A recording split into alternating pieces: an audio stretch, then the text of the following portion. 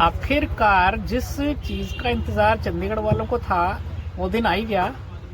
बात करें अगर मेयर चुनाव की तो 29 जनवरी को मेयर चुनाव है चंडीगढ़ में। और पिछले चुनाव कैसे रहे ये किसी से छुपा हुआ भी नहीं है।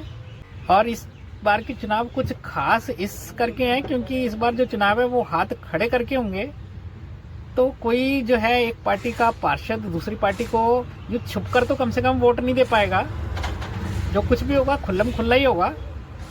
और अब जो पिछले कुछ दिनों पहले ही एक पार्टी के 2 पार्षद निकल के दूसरी पार्टी में चले गए और ऐसा आने वाले दिनों में भी दिखे तो कोई कुछ खास बड़ी बात नहीं लगती।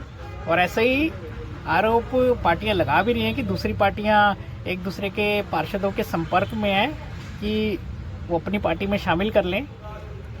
लेकिन इस सबको अगर चंडीगढ़ की सड़कों से जोड़कर देखा जाए तो 35 पार्षद हैं हमारे और शहर की सड़कें कुछ जगहों पे इतनी बदतर हालात में हैं कि कहते हुए भी शर्म आती है कि वो चंडीगढ़ की सड़कें हैं।